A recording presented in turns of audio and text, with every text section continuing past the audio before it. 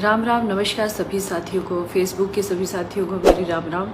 सभी social media पे सभी जो लोग एक्टिव हैं उनको मेरी नमस्कार। जिस तरह से देश में इस महामारी की वजह से जो हालात है उससे हम सब बहुत मुश्किल दौर से गुजर रहे हैं। सबके परिवारों में कुछ ना कुछ समस्याएं आ रही हैं। कोई किसी के यहाँ बीमार है, किसी की डेथ हो गई है, तो बहुत बुरा समय है। बहुत बुरे दौर से हम लोग गुज़र रहे हैं। जिस तरह कल हम लोग लाइव आए थे और हम लोगों की बातचीत हुई थी और मैंने एक संदेश भी दिया था सभी को कि हरियाणा में जो हमारा भाईचारा है उसको कायम रखें।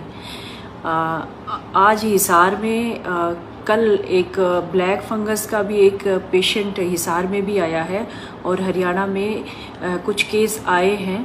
तो ये भी कोरोना की ही तरह बहुत ही ख़तरनाक है और इससे बचाव के लिए हमें जो जो उपाय हमें करने चाहिए वो ज़रूर करें और इसको सीरियस लें, इसको मजाक के रूप में ना लें। जिस तरह से कुछ लोग कल कमेंट कर रहे थे, ड्रामा बता रहे थे, तो इसको ड्रामा मत समझिए, मजाक मत समझिए, इसको सीरियस ले लीजिए।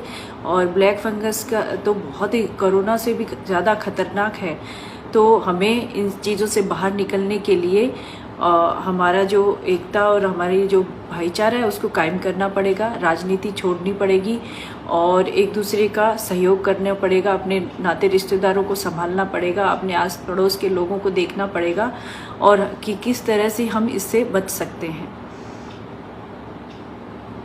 बहुत सारी चीज़ें हमें करने की ज़रूरत है। पूरी दुनिया में जिस तरह से हरियाणा के लोग फेमस हैं अपनी दरिया दिली और अपनी ज़िंदा दिली की वजह से, आज का जो हरियाणा का माहौल है वो बहुत ही ख़राब हो चुका है। चाहे वो आंदोलन की वजह से हो, चाहे महामारी की वजह से। महामारी की वजह से दुनिया के कई देशों में ये इस तरह का प्रभाव हम देख रहे हैं। हिंदुस्तान में भी हालात बहुत ख़राब हैं, लेकिन सरकार बहुत कोशिश कर रही है कंट्रोल करने की। जगह जगह पे कोविड सेंटर बनाए जा रहे हैं। कल परसों की जो घटना है जिसमें माननीय मुख्यमंत्री जी कोविड सेंटर का उद्घाटन करने आए थे, उसी का एक बात आप लोगों को कहना चाहती हूँ मैं कि जिस तरह से पूरे देश में महामारी की वजह से परेशानियां हैं और सरकार में प्रदेश के मुख्यमंत्री जो है अपने लोगों को बचाने के लिए कोविड सेंटर खोलना हो, चाहे कोविड पेशेंट के लिए जो व्यवस्था करवानी हो उनका निरीक्षण करना हो, उसी के तहत जिस दिन मुख्यमंत्री हिसार आए थे 1400 कोविड सेंटर का उद्घाटन किया था, उसी दिन की बात है। योगी आदित्यनाथ जी भी यूपी में निरीक्षण करने के लिए गए थे कोविड पेशेंट की जो भी व्यवस्था है उनको देखने के लिए। तो किसान यूनियन के जो अध्यक्ष हैं, राष्ट्रीय किसान यूनियन संघ के जो अध्यक्ष हैं नरेश टिकैत जी, उन्होंने पहले ही घोषणा कर दी थी कि योगी जी किसी राजनीतिक कार्यक्रम में नहीं आ रहे हैं, वो कोविड पेशेंट के लिए व्यवस्थाओं का निरीक्षण करने आ रहे हैं। तो इसके लिए हमारा जो यूनियन है कोई उनका विरोध नहीं करेगी बल्कि उनका सहयोग करेगी। तो ये बात उनकी बहुत ही अच्छी है। इंसानियत के नाते हो, चाहे एक अच्छे इंसान के नाते और एक अच्छे संगठन के अध्यक्ष होने के नाते उनकी बहुत ही अच्छी समझदारी मैं इसमें कहूँगी। और इसमें भेदभाव आ जाता है जहाँ पे नरेश टिकैत जी यूपी में फ्री होल्ड छोड़ देते हैं कि योगी जी का कोई विरोध नहीं करेगा, लेकिन उसके उल्टा हरियाणा में मनोहर लाल जी का विरोध किया जाता है उन्हीं के भाई राकेश टिकैत जी के द्वारा। और यहाँ पे उपद्रव होता है, तोड़फोड़ होती है, पुलिसकर्मियों को चोट लगती है, इस तरह की चीज़ें होती हैं। सब लोग बहुत बुरा हाल उस दिन हिसार में रहा। तो ये क्या कारण है? हरियाणा को क्यों टारगेट बनाया जा रहा है? हरियाणा को उपद्रव का केंद्र क्यों बनाया जा रहा है? हरियाणा में ही ऐसी चीज़ें क्यों हो रही है?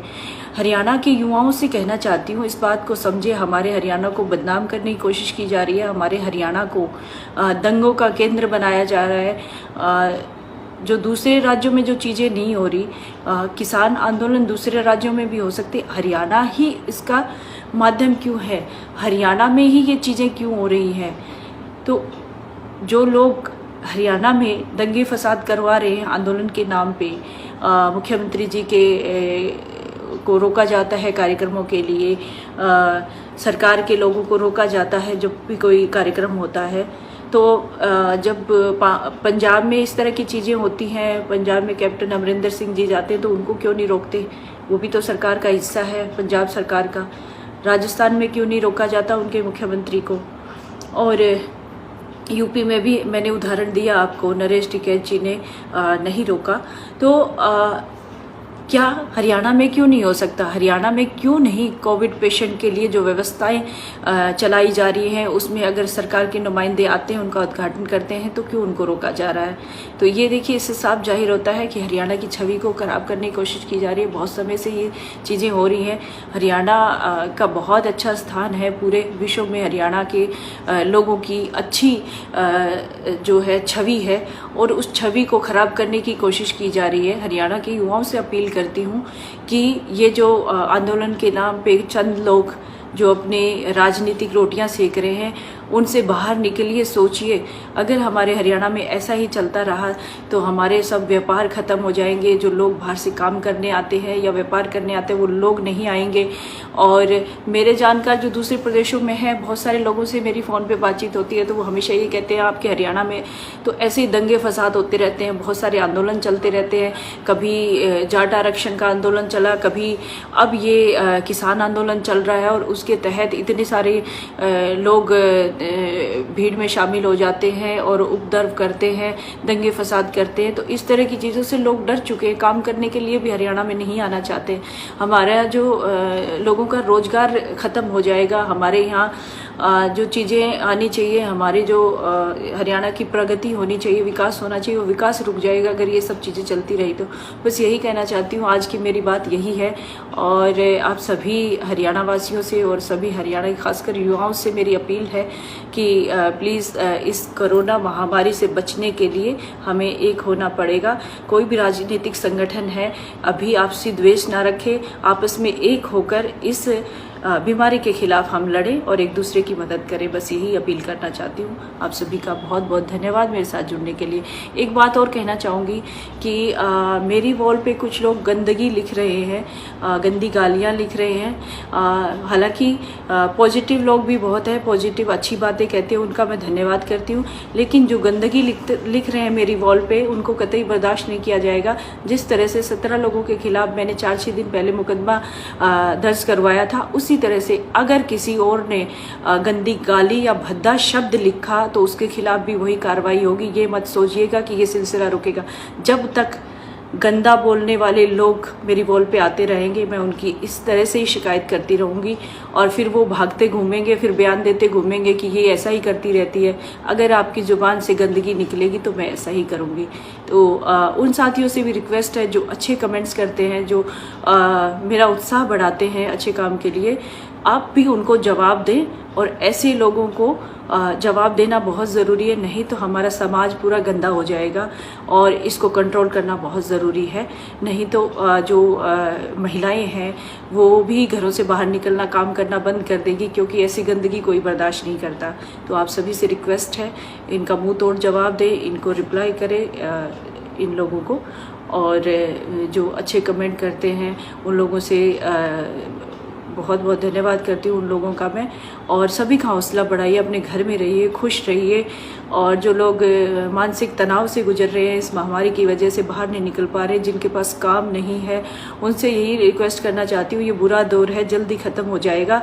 अपने आप को घर में रखे, अच्छा संगीत सुनिए, आपकी जो हॉबी है किताबें पढ़िए, अच्छा खाना बनाइए, अपने परिवार के साथ टाइम स्पेंड करिए। जिसको गाने गाने का शौक़ है गाने गाइए, फार्मिंग करिए। अपने फार्म पे आप फार्मिंग कर सकते हैं। हरियाणा में तो ज़्यादातर लोग फार्मिंग करते हैं, तो अपने घर में गमलों में फल सब्जियां उगा सकते हैं। इस तरह की चीज़ें करके हम इस मानसिक तनाव से भी दूर हो सकते हैं। और ये बुरा दौर है, जल्दी गुजर जाएगा, फिर से हम सब अपने कामों पे लगेंगे। आप सभी का बहुत बहुत धन्यवाद मेरे साथ जुड़ने के लिए। धन्यवाद। जयराम जी की। मेरा ये जो वीडियो है इसको शेयर ज़रूर करें, और ताकि ये बात सभी तक पहुंच सके। आप सभी का बहुत बहुत धन्यवाद। ज़रूर शेयर करें।